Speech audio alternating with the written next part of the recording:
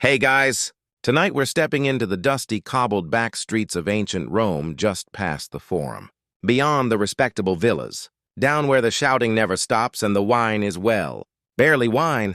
You're a Roman tavern keeper. It's early. Very early.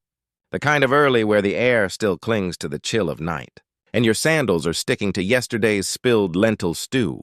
The tavern smells like wet ashes, stale garlic, and cheap wine. Not ideal. But you're used to it. This is your kingdom about the size of a modern studio apartment with one chipped mosaic of Bacchus on the wall and a feral cat who may or may not pay rent. You probably won't survive this job for long. Between the rowdy patrons, the unreliable wine suppliers, and the occasional surprise visit from the Vigils Rome's fire brigade police hybrid, it's less career path and more daily survival. But hey, it's honest-ish work. So, before you get comfortable, take a moment to like the video and subscribe, but only if you genuinely enjoy what I do here. And drop a comment with your location and local time. I love seeing how far this sleepy little tavern reaches. Now, dim the lights. Maybe turn on a fan for that soft background hum. And let's ease into tonight's journey together. You're up before dawn because of course you are. You grope for the oil lamp by the door and strike flint until it sputters into life. The tavern flickers awake in the dim orange light. Shadows stretch across the stone floor. You can still see the boot print someone left in yesterday's spilled wine. First task, skim the wine. Roman wine isn't like the stuff you know today. It's strong, acidic, usually diluted, and often mixed with herbs. Chalk. Or seawater because subtlety wasn't exactly a Roman virtue. The wine sits in giant clay amphorae tucked in the back corner, sealed with pine resin. You pry one open and peer inside. A thin film has formed on top overnight. You skim it off with a flat ladle and try not to gag. Next, you sweep. The floor is a medley of crushed lentils, broken pottery shards. And yes, that is definitely a human tooth. Lovely. You sweep it all out into the alley, where the stray dogs and beggars will make quick work of it. Then comes restocking stale bread from the bakery down the street, olives that taste faintly of leather, and more garum, the fermented fish sauce that Romans love almost as much as they love shouting. Your kitchen is technically illegal. Open flames inside a Roman insula apartment building are frowned upon. Fires were a constant threat, but everyone does it. You keep a clay stove hidden under a wooden lid. It smokes badly and burns hotter than Hades. But you manage. You light the stove, lay out a few flatbreads to warm, and prep the lentil mush. You add a few sprigs of something green, mostly for show. One of your regulars insists he's allergic to lentils. You keep feeding them to him anyway. He never notices. Outside, the city starts to stir. You hear the low groan of ox carts and the shout of the water carrier already hawking his wares. Someone's arguing in Greek. A rooster crows and is immediately shouted at by a neighbor. Your tavern sign is a crude wooden plank with a painted wine jug. It squeaks when the wind hits it. No official name, just Taberna. That's enough. People know where to find you. You check your coin stash kept in a hollowed-out brick near the hearth. A few worn denarii, a couple of bronze asses, and one coin so smooth you can't tell if it's real or a prank. You'll take what you can get. There's a knock at the side door. You know that knock. It's Gaius, your wine runner. He's early. That can't be good. Morning. He grunts, lugging in 2 new amphorae and immediately tripping over the cat. Mixed it myself. He adds, unhelpfully. Mixed in this case means it might be 40% wine, 30% seawater, and the rest creative. You tap one open and give it a sniff. It smells like regret. Still, you pour a sample into a ceramic jug and set it on the counter. First customers will be here soon, and they won't care what it tastes like as long as it's wet and vaguely alcoholic. The oil lamp flickers as the first rays of sunlight crawl across your dusty floor. You set out a few cracked cups, rearrange the olives so they look less suspiciously soft, and tuck your tunic into your belt. The day's about to begin, and if the gods are kind, which they never are, maybe nothing will catch fire today. Historians still argue whether taverns like yours were truly licensed or just tolerated. There were hundreds of them across Rome, some barely more than a doorway with a jug sign, others full-blown food joints with back rooms and dice tables. Yours sits somewhere in between cozy, chaotic, and just legal enough to avoid nightly raids. The cat hops up onto the counter, sniffs the lentils, and makes a sound of deep offense. You ignore her. Outside, someone stumbles past humming a tune that's been out of fashion for a decade. You scratch your chin, glance at the half-clean floor, and sigh. Another day, another chance to pour fake wine for real headaches. The sun has barely cleared the rooftops when the first customer stumbles in. His name is Marcellus, though you're not sure that's his real name, and he smells like he's been sleeping in a fish crate. He always asks for breakfast wine. Not wine with breakfast wine. It's a concept you've stopped questioning. You pour him a cup from the slightly less vinegary amphora and hand him a scoop of lentil mush with half a boiled egg. He grunts approval and sits heavily on the bench by the door. His tunic is inside out. You decide not to mention it. Moments later, a trio of dock workers shuffle in calloused hands, sunburned arms, and that look of please don't talk to me before my wine. You nod solemnly and pour them cups. One of them eyes the olives with suspicion, picks one up, sniffs it, and eats it anyway. Brave man. The dock crowd is your bread and butter early risers. Big appetites, little patience. They bring in coins, gossip, and the occasional bloody nose from a betting dispute. You keep a cloth under the counter for just such incidents. This morning, they're in a mellow mood. One of them has a lute with a broken string. He strums aimlessly while the others chew bread with their mouths open. A few minutes later, a gambler named Nerva saunters in like he owns the place. He doesn't. He's lost more in your tavern than most earn in a month, but he's charming. And he always tips with ridiculous coins. Last week, he paid in Macedonian drachmae. You keep them in a cup marked suspicious money. He takes his usual seat in the corner, flips a coin in the air, and winks at the cat. She hisses and jumps off the table. I had a dream, he announces, that Jupiter came down and told me to bet on sixes today. One of the dock workers rolls his eyes. Jupiter also told you to bet on red last week. Yes, and he was wrong. Nerva replies with mock offense. The gods are fickle.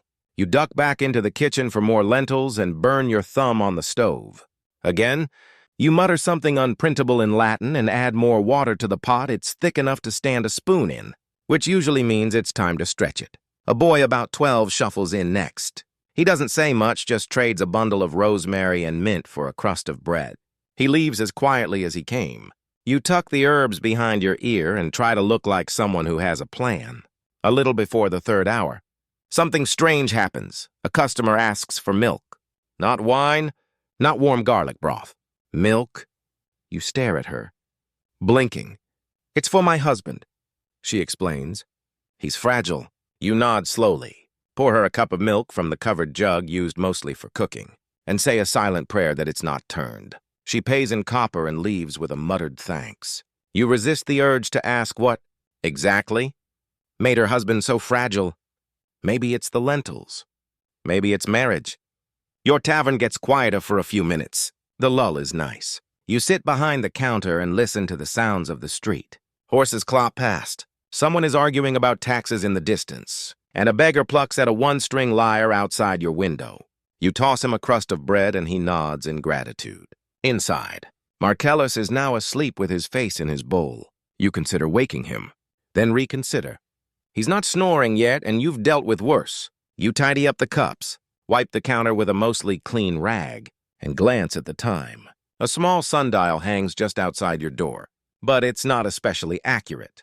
Still, you judge it's approaching mid-morning, which means trouble. Right on cue, a fishmonger barges in with a bucket of let's be generous fish remnants. She wants to trade them for a bowl of lentils and some wine. You pretend to inspect the contents while subtly breathing through your mouth. Do you have any eels? You ask. She shrugs. One. Maybe, sort of, if you squint. You squint. She's not wrong.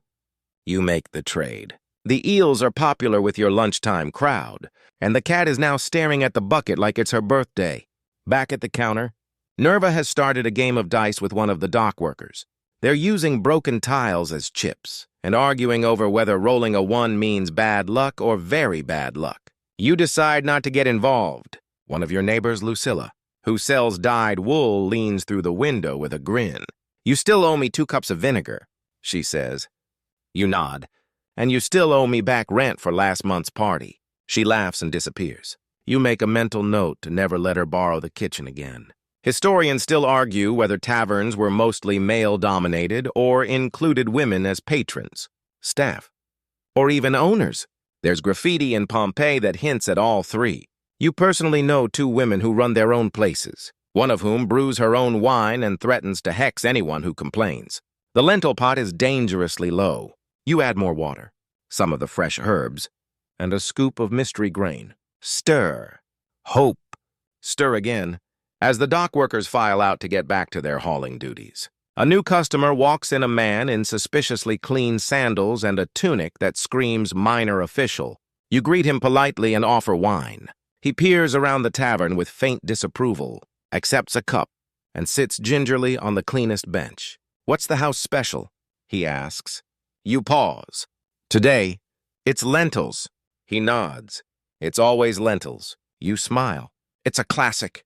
By the 6th hour, the tavern has taken on that special kind of buzz, a low, steady hum of clinking cups, murmured arguments, and the occasional belch echoing off the plaster walls. You've swept the floor 3 times already, and it still looks like a gladiator match broke out during a picnic.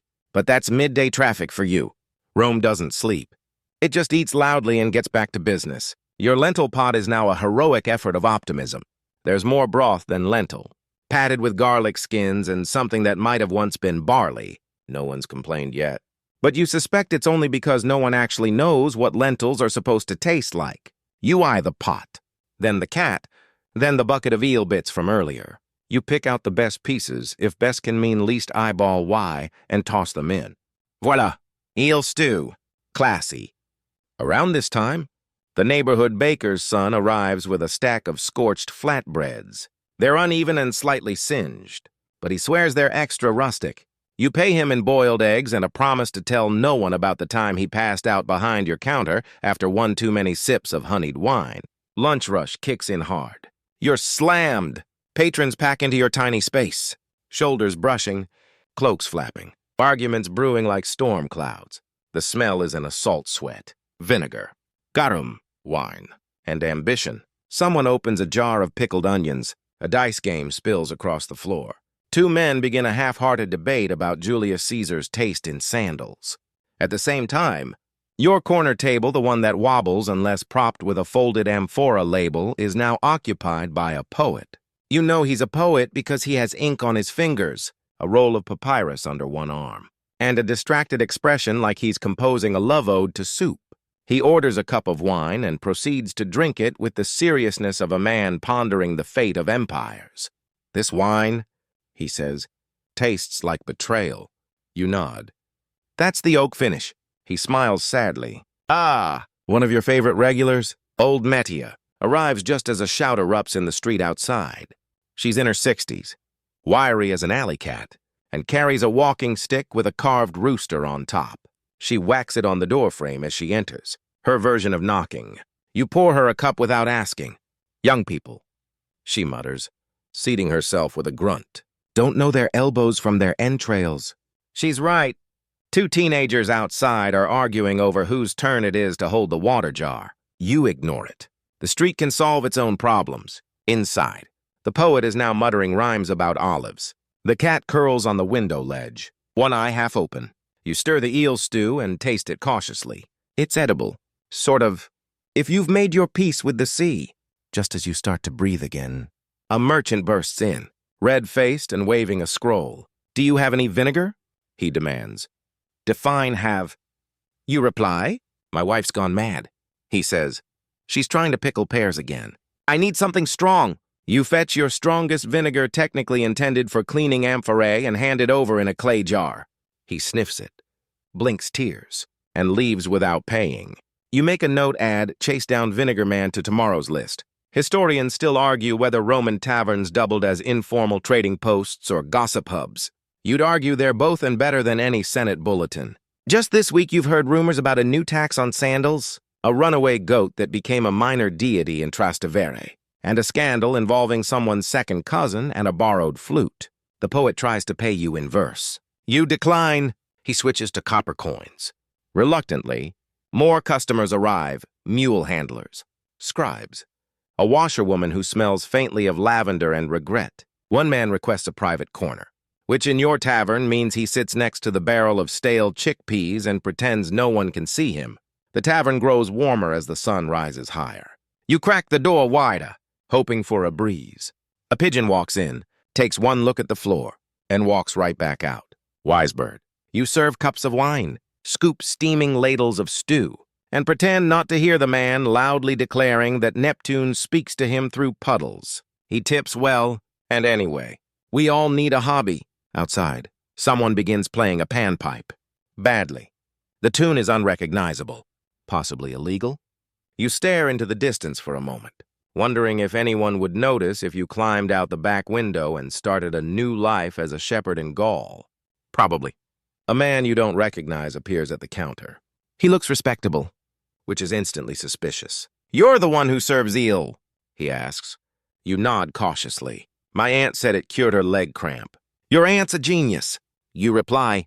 He buys 2 bowls as the lunch crowd starts to thin. You finally get a moment to lean against the wall and breathe. Your tunic is stuck to your back. Your hands smell like fish and lentils, and someone has written something rude in charcoal on the underside of the counter. You sigh, rub your eyes, and pour yourself a cup of the good wine. Well, good, less cloudy. Anyway, just then, Medea clucks her tongue.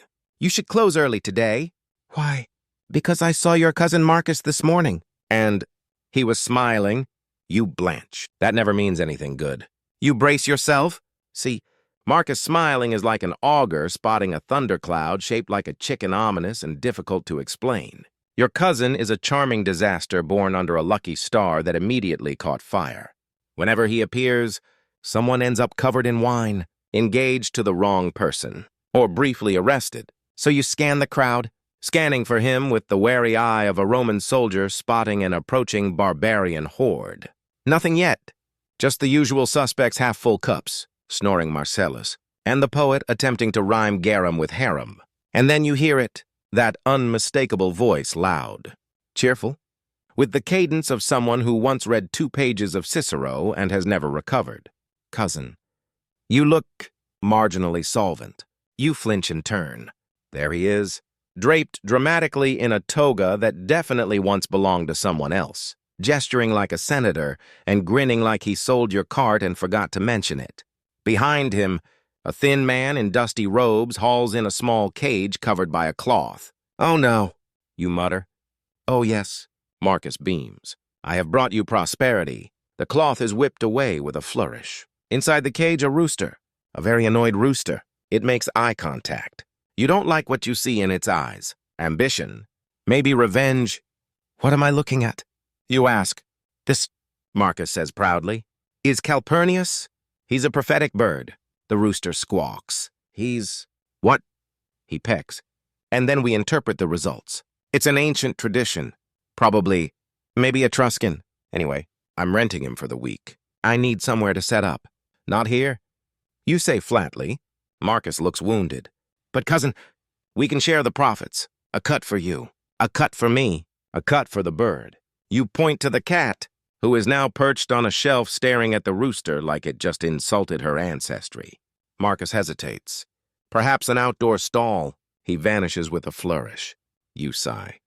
Sip your wine and say a small prayer to any deity willing to smite selectively. But the rooster wasn't even the strangest thing to happen that day. By mid-afternoon, a group of Gallic travelers arrives. Not tourists exactly, more like confused merchants with impressive beards and too much leather. One of them hands you a clay token, possibly meant as payment. You take it anyway. They sit in the corner and immediately begin arguing in a musical, growling dialect. You catch the word cheese at least twice. You offer stew, which they sniff suspiciously. One of them eats it, shrugs, and nods. You interpret that as success. Historians still argue whether taverns like yours were melting pots of culture or just convenient rest stops. Judging by your afternoon, it's both. You've served Nubian wine traders, Macedonian mercenaries, a lost Egyptian scribe, and once briefly a goat wearing a senator's wreath. Long story. Let's not go back there. In between guests, you clean a spilled cup of wine with the rag that's mostly just wine now. Marcellus stirs, lifts his head, and mutter something about dreams and centurions. You nod solemnly. The poet has fallen asleep on his papyrus, mouth slightly open, face pressed to a half-written elegy about olives. His snore has a rhythmic quality almost musical. The cat finds this deeply offensive and leaves in a huff. A man walks in who you recognize immediately, though you've never seen him before. One of those types, patrician tunic, polished sandals, suspiciously clean teeth. He orders a cup of Falernian wine and says it like a challenge. You pour it. He sniffs, sips, nods thoughtfully. "This is rustic," he says. "Thank you." You reply. He proceeds to tell you about his villa outside Tibur, his mosaic floors, and how he's looking into tavern ownership for sport. You smile and gently steer him away from your more, let's say, aggressively aromatic customers. As the Gallic men leave, one of them claps you on the back hard enough to make your teeth rattle and drops a small leather pouch in your hand. Inside are 2 strange coins and what might be a dried fig. You accept with grace. Outside, the sun begins to dip toward the rooftops. Shadows stretch longer across the street. You light the first of the oil lamps, adjusting the wick with a bent spoon. The tavern glows softly, like a hearth on a cold night. It smells like wine, stew, and the kind of exhaustion that seeps into your bones. You sit, briefly, and think about dinner. You also think about leaving, selling the tavern, opening a vineyard, becoming a sandal maker. Then you remember you hate grapes, tools, and customers. The door creaks open. It's a teenage girl you've never seen before, dressed in patched linen, holding a bundle wrapped in cloth. She looks nervous. "I heard you trade food." You nod. "What have you got?" She unwraps a pile of dried plums and 2 small clay amulets. One's shaped like a crescent moon. You trade her a bowl of stew, half a flatbread, and a cup of milk. She eats silently, then leaves just as quietly. The amulets sit on the counter, absorbing lamplight. You think about them longer than you should. Outside, a man sings a bawdy song while another plays backup with spoons. Someone's donkey brays in protest. The cat returns, rooster-less but smug.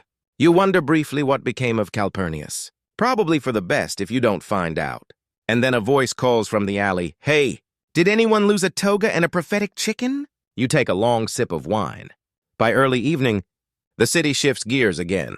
The workers retreat, their sandals slapping against the flagstones. And the second wave arrives, soldiers off duty, gamblers chasing one last win, and the occasional philosopher looking for a cheap cup of anything strong. Your tavern doesn't advertise, but the word is out. Your stew doesn't kill you. Your prices are flexible, and you know when not to ask questions.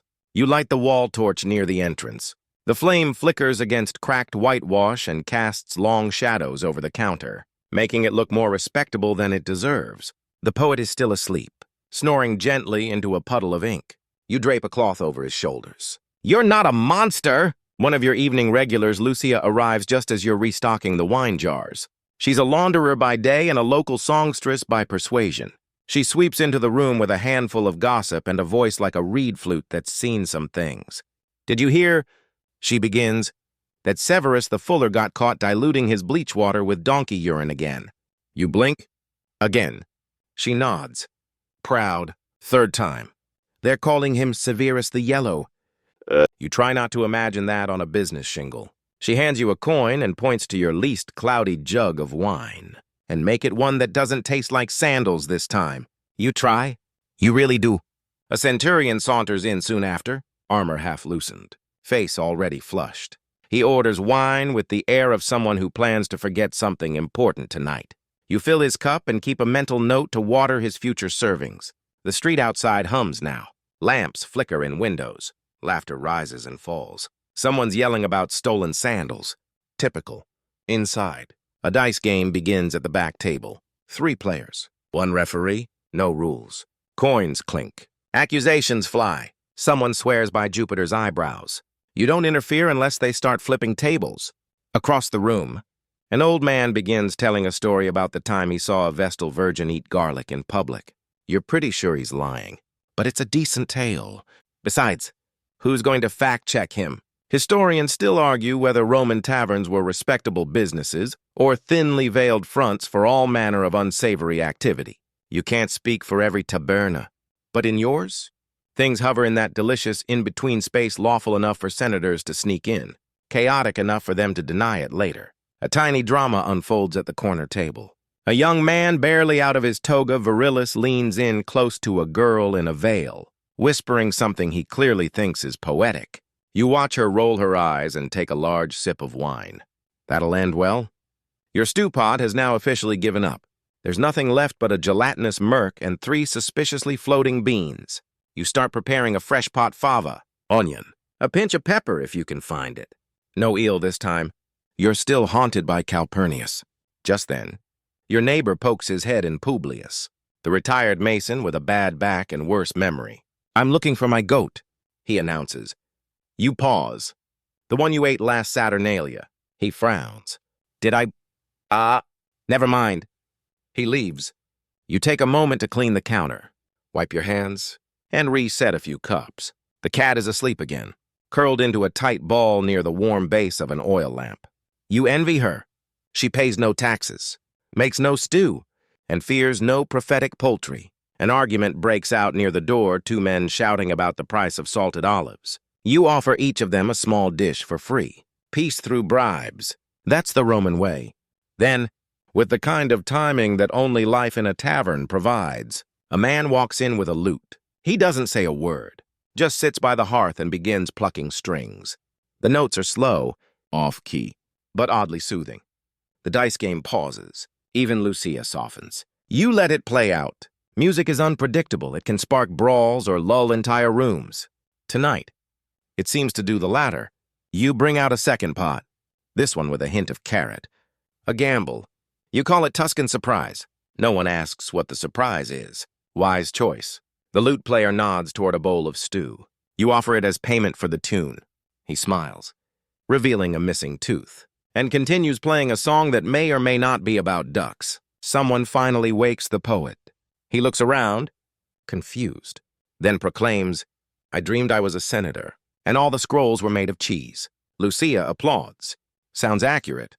As night deepens, your tavern swells again, late workers, thieves who think they're subtle, street performers, out-of-town relatives who just wanted to see what it's like. It's barely controlled chaos, and you're the conductor. You spot Marcus again? This time perched on a stool outside, offering fortune readings via chicken bones. The rooster is nowhere to be seen, which might be for the best. You glance down at your amulets. Still resting on the shelf, the moon-shaped one glints faintly. You let the moment stretch. Inside, the lute plays. The wine flows, the cat purrs, and the stew simmers thick, fragrant, and probably filling. You stand in the doorway, arms crossed, watching your tiny corner of Rome hum like a hive made of clay and dreams. You'll sweep the floor again soon. Refill the jugs, mend the broken cup someone elbowed earlier. But for now, for just a few breaths, you let the scene hold. The poet tries to rhyme vinegar with dignity. It doesn't work. You smile anyway. You lose track of time, which is always the first sign you're doing something right or very wrong. The tavern now glows like a lantern tucked into the folds of the city. Warm light spills into the alley, mixing with shadows and the soft patter of sandals as nighttime Rome shuffles home, or deeper into trouble. The dice game has wrapped up with the usual grumbles and one minor threat involving a borrowed donkey. Lucia's gone, but not before slipping you a folded bit of parchment. You haven't opened it yet. It smells faintly of lavender and sarcasm. The poet, now fully awake and tragically inspired, begins reciting something about the tragic nature of cabbage. You do not engage. Outside, a light rain begins to fall. Not enough to soak the ground, just enough to turn the dust to paste and add a faint, earthy smell to the breeze that drifts in every time the door creaks open. Rome in the rain is softer. Somehow, the marble sighs instead of shouts. Even the graffiti seems to shimmer gently. You check on your stock. A half jug of wine remains. 3 loaves of bread, somewhat stale but still negotiable. 2 onions, a single fig you've been pretending not to notice. You mentally calculate whether tomorrow's shopping trip will involve bribes. Probably. Then something unusual happens. A woman enters mid-30s, serious eyes, practical tunic, no jewelry. She doesn't sit. She just stands in the doorway, assessing. You give her a nod. Food. Drink. She shakes her head. I'm a scribe. You blink. I'm a tavern keeper. Clearly. She steps forward, sets a small scroll on the counter. You're behind on your license fee. Ah, you'd almost forgotten. Every tavern in Rome needs a license. It's not expensive, but the fees shift, and the office that collects them changes names every few months. The scroll is marked with the latest imperial seal too new to argue with. I can pay tomorrow. You offer... She raises one eyebrow. You said that yesterday? According to this note, you look... Yep, that's your handwriting. You pay. It hurts. Coins you'd hope to stretch over 3 days vanish into her tidy satchel. She gives you a tiny, bureaucratic smile and vanishes back into the rain. You sigh, the kind of sigh that echoes off clay walls. Historians still argue whether Roman bureaucrats were efficient or just relentless. You're leaning toward relentless, but maybe that's why the empire works, because even your greasy, loud, cabbage-scented tavern fits into a giant ledger somewhere. Back inside, a regular named Vibius stumbles in. You know him, ex-soldier, current layabout, owner of exactly one tunic and a collection of wildly conflicting stories. Tonight, he's decided he fought a bear in Germania using only a soup ladle. The crowd is into it. You serve him a thinned wine and nod through the details. And then, right, the bear looks at me and salutes. You blink. Did it? Swear on Pluto's socks. You laugh. The poet claps. The cat yawns. A rat darts across the rafters. You consider pretending you didn't see it. Then again, everyone already knows. It's part of the charm. The lute player is now asleep, head tilted back, mouth open, lute still clutched protectively. You cover him with a spare cloak from the hook near the door. The cloak probably belonged to a drunk who'll be back tomorrow, swearing it was stolen by Visigoths. You mop the floor in patches. Not well, just enough to say you tried. The mop smells like wine, vinegar, and history. You don't question it. At some point, the poet writes something down and declares, "This place is like a poem if poems had rats." You nod. High praise. He bows. A quiet hour follows. The tavern empties out slowly, in waves like the tide, but louder. Someone forgets a sandal. Someone else leaves with 2. A drunk couple exits holding hands and arguing gently about how many moons Jupiter has. You wish them luck? You wipe the tables, stack the cups, drain the final dregs of the stew into a bowl for yourself thick. Too salty, oddly comforting. It tastes like a job done well enough. You take a seat. And then Marcus reappears. He's soaking wet, hair plastered to his forehead, toga clinging like a shipwrecked curtain. Behind him, a small cart. Inside the cart, 2 pigeons, a bag of what looks like licorice, and an extremely large amphora marked experimental. You don't even ask. He flops into a chair, exhales dramatically. Cousin, I am on the verge of greatness. You sip your stew. You smell like vinegar and fish sauce. It's part of the process. He begins explaining his latest venture, something involving fermented olives, massage therapy, and the ancient wisdom of hedgehogs. You stop listening at some point, but let the sound of his voice blur into the lamplight. It's familiar, and after a day like this, you'll take familiar over exciting any time. Finally, Marcus falls asleep mid-sentence, head on the table, drooling slightly. The pigeons coo softly in the cart. One of them is missing a feather. The cat reappears, surveys the scene, and makes a small judgmental noise before curling up by the door.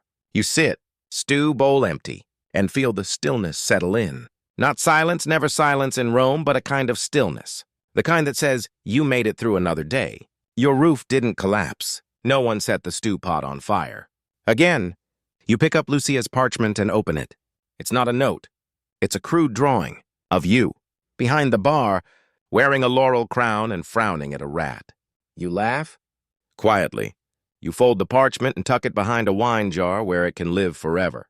The cat snores. You think about tomorrow, fresh bread, more stew, sweeping again, haggling with the spice vendor who always pretends not to remember your name. You'll do it all again. Not because it's thrilling, not because it's profitable, but because this tavern is yours. And somewhere in Rome, that's saying something. The sky is soft with dawn before you realize you've drifted off in the chair. Arms folded, chin tipped toward your chest. Your back protests, your neck cracks, and your first conscious thought is someone's burning something. But it's just the neighbor's oven again. Every morning, without fail, they roast yesterday's regrets into tomorrow's bread. You stretch slowly, limbs stiff, spine muttering curses in Latin. Rome is already stirring. You hear cartwheels rattling, the splatter of donkeys too eager to relieve themselves, and the soft bargaining tones of early market goers. The air carries the scent of smoke, damp linen, and anise. You catch the whisper of distant bells, temple bells, maybe, or just someone banging pots. Either way, it's time. Your tavern is quiet now, emptied of its night spirits and wine-fueled poets. Just you, the cat, and Marcus, who has slithered beneath a table and is snoring like a slightly embarrassed goat. You start your morning tasks. There's no breakfast menu here. Just reheated bread and a pot of watered wine for those who never quite went home. A couple of regulars slouch in before the sun fully rises. One brings fish wrapped in old parchment. Another has news about a public fountain that's spouting mud. You pretend to care as you ladle stew into the pot again. Someone pokes their head in. A young man, stranger. His tunic is new, and he squints at everything like it owes him money. "Is this the tavern with the cat and the poet?" he asks. You raise an eyebrow. That's specific. I heard there's a story here. You gesture around. There are at least 3, and none of them end well. He laughs, cautiously, then orders a cup of whatever's cheapest. As he sits, he pulls out a wax tablet and starts jotting things down. Another poet, or a spy, or just someone who likes to collect the way taverns smell in the morning yeast and vinegar and faint regret. You serve him, then step outside for a moment. The street is still wet from last night's drizzle. A pigeon flutters by carrying something shiny, probably your spoon. The sun slices through the cracks between rooftops, lighting up bits of broken tile and rooftop laundry like halos. You lean against the wall, and you think your life is small. Tavern small. Rat and wine small. But also, it's huge. You know the stories of your customers. You've listened to soldiers talk about snow in Britannia. You've seen a senator cry into lentils. You've watched a thief teach a child how to play knucklebones. You've served drinks to poets, to pranksters, to people who can't remember where they live. You've dodged taxes, flung buckets at stray dogs, and once helped deliver a baby in the back room next to a leaking amphora of fig wine. You've also seen fire. Once, flames licked the edges of your roof, chased away just in time by neighbors wielding wet cloaks and curses. The tavern survived, though it still smells slightly of smoke in the far right corner. You remember when a minor earthquake hit and the wine jars rattled like bones in a gambler's cup. You held your breath and watched the ceiling for cracks. And still, every day, you open again. You mop the floors. You haggle over onions. You keep one eye on the cat and the other on the stew pot. Because here, in this small wedge of Rome between the bathhouse and the alley with the haunted cistern, you are essential, not famous, not wealthy, not remembered in marble, but essential. Evening rolls back around. The air thickens again, warmed by bodies, stories, and the slow stew of daily survival. The poet returns. He's shaved. The scribe walks past, nods once. Lucia reappears, doesn't speak, just drops a fresh cloth on the bar. The dice return. The bread disappears. The wine flows. And you, tavern keeper, stew stirrer, rat negotiator, half listen to philosopher you endure. Maybe history won't remember your name, but somewhere, someday, someone will fall asleep hearing your story, and that's more than most can ask. And now, you breathe deeper. Let the image of that tavern dim to an amber haze in your mind, the clay walls fading into dusk, the clink of cups softening to a lullaby, and the weight of the wooden bar pressing comfort into your forearms. You've walked all day in sandals worn to their last threads. You've stirred a pot that never quite runs empty. You've argued about olives, passed a ladle to a liar, and watched the rain draw gentle lines through the alley dust. Now, the door to the tavern shuts with a soft creak. The lantern flickers, then steadies. Somewhere upstairs, someone snores behind a curtain, and the cat turns once more before settling into a warm, purring loaf. And you, the keeper of all this quiet chaos, finally take your rest. Imagine your fingers loosening around a mug gone cool. Your shoulders drop. The hum of the street becomes a far-off stream. The last words of the last patron fade into sleepy Latin murmurs, looping gently in your ears. This is what Rome sounds like when no one's watching, when the marble sleeps, when the city whispers, not roars. Let it all go. You're safe here. You're at the end of the story. And the stew will still be warm in the morning.